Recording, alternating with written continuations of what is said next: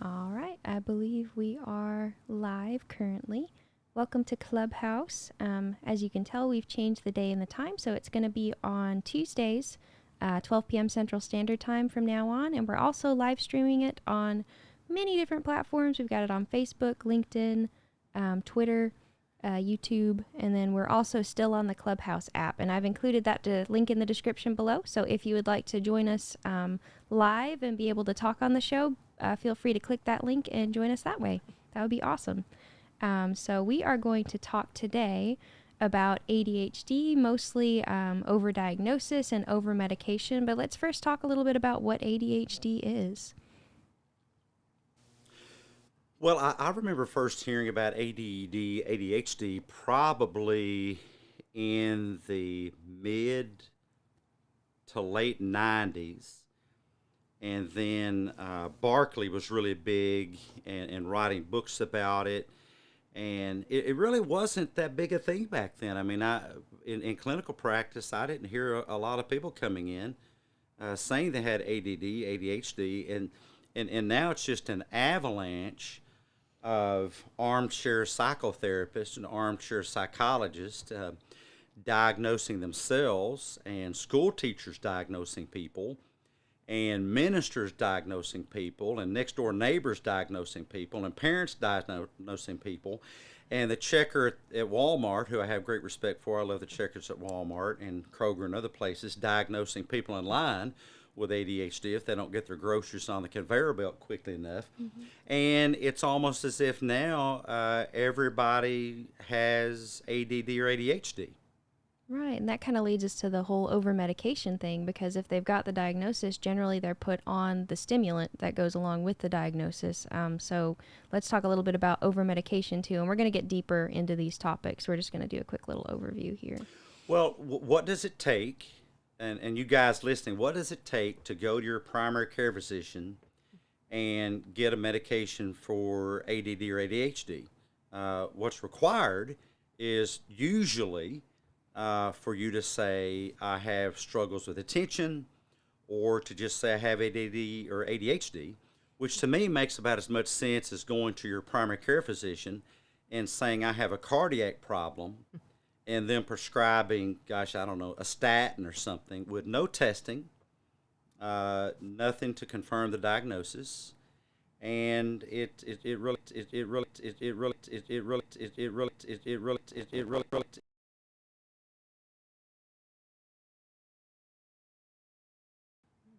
MBA programs have figured out that yes, you can pay attention better. These medications do what they say they do. They help you focus, and that used to be the litmus test for whether you had ADD or ADHD. The common wisdom in practice was if you took a medicine, a chemical, and you're able to focus better, then that confirmed or proved that you had ADD. And that makes about as much sense as saying if I have a problem with lethargy and I cook up methamphetamine in my kitchen and take it, therefore I must need methamphetamine. Mm. Right. Well, because what does methamphetamine do? Well, yeah, it gives you, you're not going to have a lot of lethargy on methamphetamine. And then the other thing that I don't know if you guys are familiar with this, is that some amateur chemist parents this started happening a decade or so ago, first I heard of it, would take their kid to a primary care physician feigning or having the kid feign attentional difficulties, get a prescription, and then the parents would either sell the prescription or if they knew how to do it with their little chemistry set that you could probably buy online anywhere, they knew how to break apart the chemicals and remove the fillers and make all kinds of drugs out of their kids' ADD, ADHD medication. Goodness. And a lot of PCPs don't really realize that, but be careful when you're prescribing drugs to a patient. They, of course, may be selling it. We all know that happens. but they also may be using it to manufacture other drugs. And it really doesn't take an Einstein to do that. It's not that hard to do. It's very dangerous to do. And you can, somebody can die from that if you're mixing the chemicals wrong, but people actually do that. They use prescription medications to chemically alter them into other powerful street drugs. Wow. Well, on the topic of overdiagnosis, let's talk about what do we think are some of the key factors that contribute to overdiagnosing. And whenever I think ADHD, I think a lot about children, in school, in elementary school especially, because I've worked places before where I've seen a lot of kids with elementary school, and they have been diagnosed, by the psychiatrist with ADHD, and they're very young and they're already on all these medications, and it kind of broke my heart a little bit. But they'll just talk about, well, they can't sit still in class, and they, want to get up and out of their seat. And to me, that seems a lot like normal child behaviors, especially if they don't, get out and use that energy on the playground. But I think there should be a class for parents, and the main topic getting started would be that if you're going to be a parent, your kids are going to do things you don't prefer. Yes. And the presence of non-preferred behaviors in a kid does not equal the presence of a psychopathology. Right. And often these medications are given to children for not the benefit of the child, but the benefit of the parent or the Sunday school teacher or the elementary school teacher or the minister trying to preach a sermon. Go get that kid on some Ritalin so I can finish my sermon. Can I get an amen here, brothers and sisters? And that's a mistake. Most ADD or ADHD, we find, whatever, we haven't nailed that down just yet, but it'll go away. I mean, by the time the kid, there are some factors, but we'll talk about those too.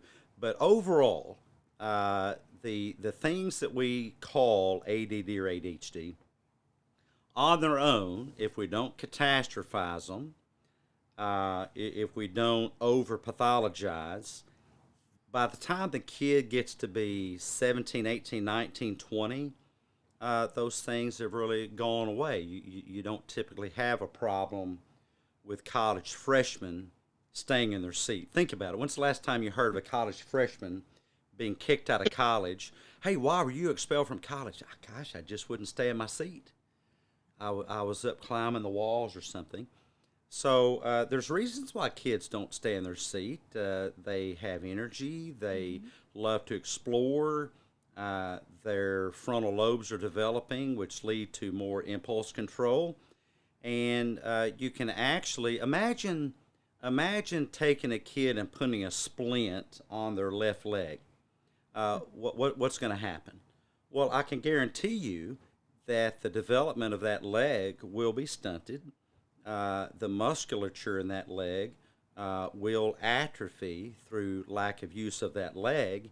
And neurologically, putting kids on stimulants and other types of ADD, ADHD medication can stunt neurological development, and because it's really a use it or lose it. So if the kid is, a good example may be thyroid. If you give thyroid to people that don't need thyroid, your body will shut down its internal production of thyroid, to the point that you can damage your thyroid production enough that you will need outside exogenous thyroid the rest of your life. And so think about that when you're putting a child on stimulants. It's like putting a splint on that developmental process in the brain that is meant to struggle. It is meant to be heavy lifting, and it can, we don't even know all the long-term effects of stimulants yet. We will, give it 20, 30 years, but we don't know those yet. What are some adverse effects that you guys think are possible with over-medicating? Oof, goodness.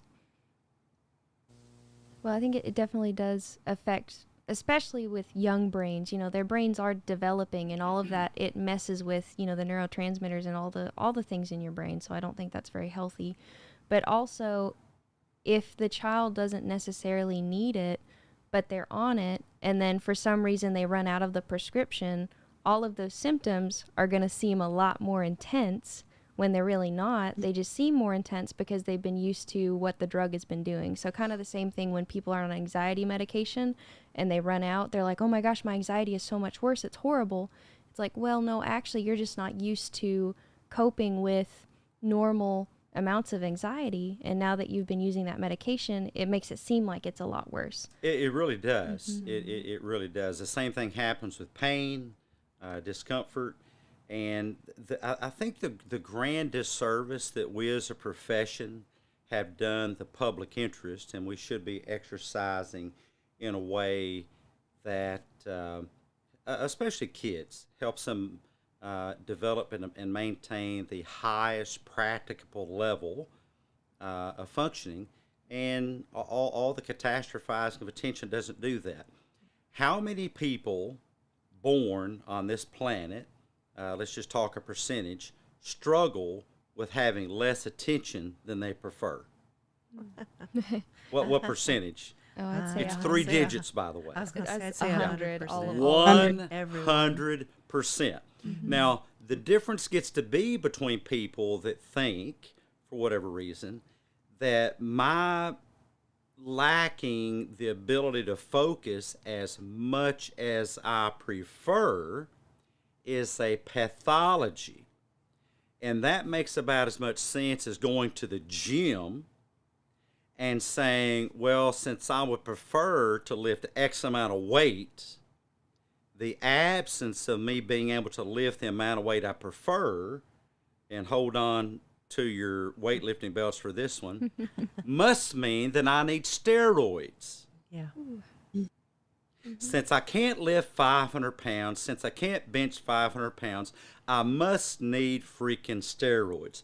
And by the way, for you folks that aren't gym rats, that is actually the logic that happens in young men and in weightlifters. They think that if I can't get to a certain body fat I'm on, body fat level, lower the better for contest prep. If I can't get the muscular that I desire, if I can't lift the weights that I desire, I must therefore need or require steroids.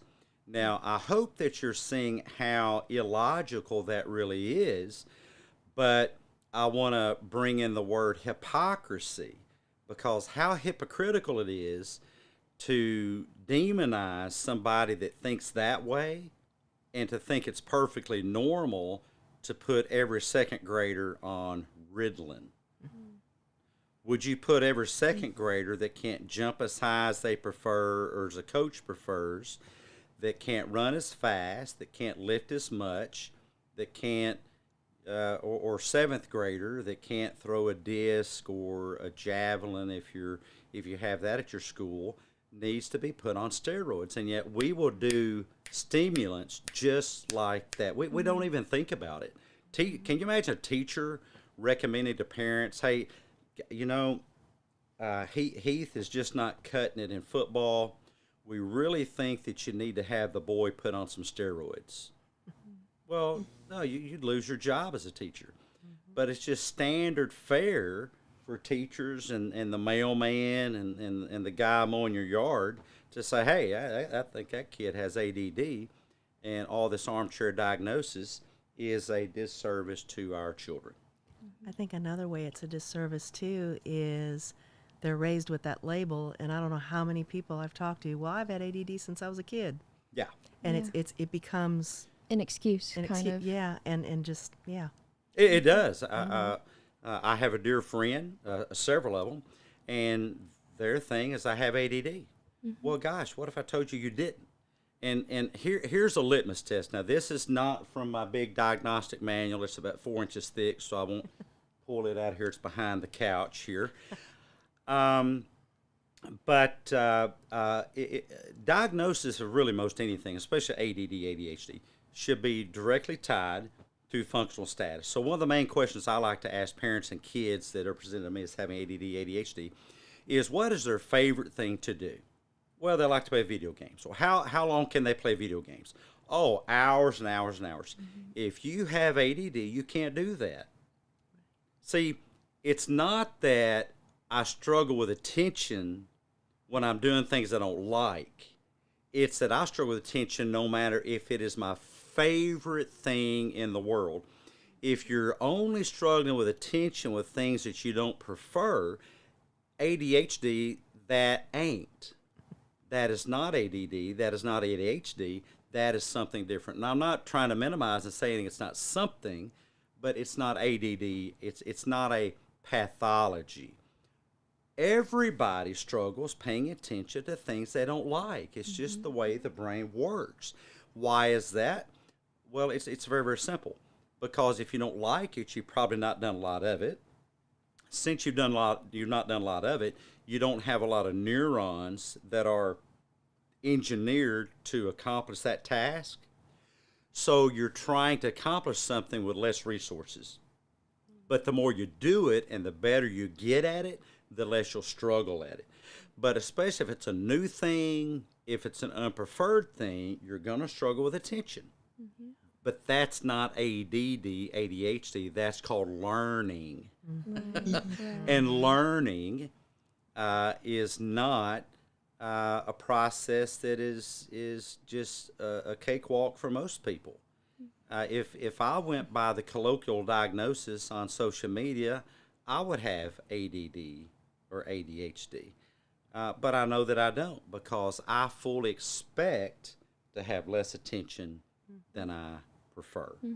That leads us into our next topic, which is solutions. So what are some solutions to this? I'm going to jump in and say the first thing I would recommend is less screen time, especially for kids, but for adults too. We're on these things way too much. But screen time, and everything that we can have at our fingers in 0.0003 seconds, it's resulting in a lot more impatience, and it's like no wonder people are having a harder time focusing. Because if you have a sheet of paper with some math problems in front of you, it's not going to do itself automatically. You have to actually sit there, be patient with it, think about it. But if you're used to getting everything that you want right as you want it, it's going to be hard to sit there and focus on that. Well, and part of that is catastrophizing, how long it's going to take, how much it's going to suck, how much of my life it's going to rob from me. Well, there's 30 minutes of my life I'll never get back. And so catastrophizing the task ahead is, well, it's going to tell your brain that what you're doing or what you're seeking to do is a potential threat to you. And the brain struggles paying attention to something that is a potential threat to you because you told your brain to go into survival mode. You're better off saying, look, this is new to me. I fully expect this level of difficulty. But next time it's going to be a notch less. And the next time a notch less and a notch less. The other thing people do is they catastrophize frustration in themselves, and their parents catastrophize frustration in the kids. Listen, for me, frustration is like jet fuel, and my wife will catastrophize that at me. Oh, you're just frustrated. Yes, but not at you. Frustration helps me learn a better way. So your frustration can actually be a reinforcer for continuing to focus and learn, but give yourself a break. In other words, stop beating yourself up for being frustrated, and give yourself breaks. Instead of sitting there forcing your nose in the book or the screen or whatever for an hour, do it for, 12 minutes and take a 3-minute break and maybe get something reinforcing. I'll drink a latte from a little pod thing, and this is, what is this? This is chocolate mint latte. Give yourself a reinforcer and then go back to work for 12 minutes, take a 3-minute break, 12 minutes, 3-minute break, and all of a sudden you've done 48 minutes of work, and you've taken 12 minutes of breaks. So don't catastrophize, don't beat yourself up, give yourself a break, and give yourself breaks. Right. And in our children, how much better would that be for them to learn that at such a young age than to be so reliant on either the diagnosis or the medication. And when they get into the real world, when they have a job and they're just like, well, I just can't focus on this right now. I just can't do it right now. You know, it's my ADHD. I don't think their boss is going to be like, oh, I'm so sorry. Why don't you go for a walk or something like that? Whether you think you can or think you cannot, you are correct. Right. If you tell your brain you have a deficit, your brain will program you to believe that you have a deficit. I had a buddy that programmed his brain to believe that he had a nut allergy for decades. He finally got tested for it. He never had an allergy.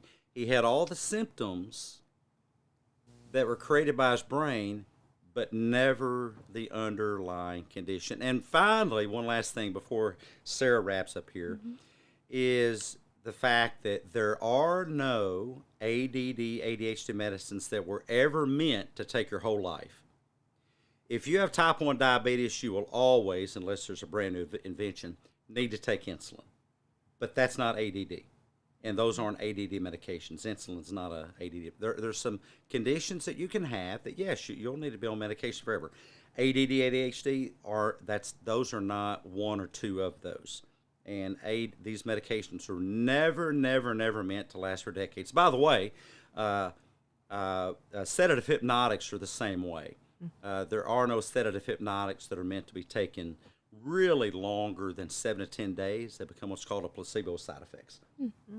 Okay. Wrapping up. Yeah, wrapping up. So thank you for joining us in our discussion today about ADHD, overdiagnosis, and overmedication.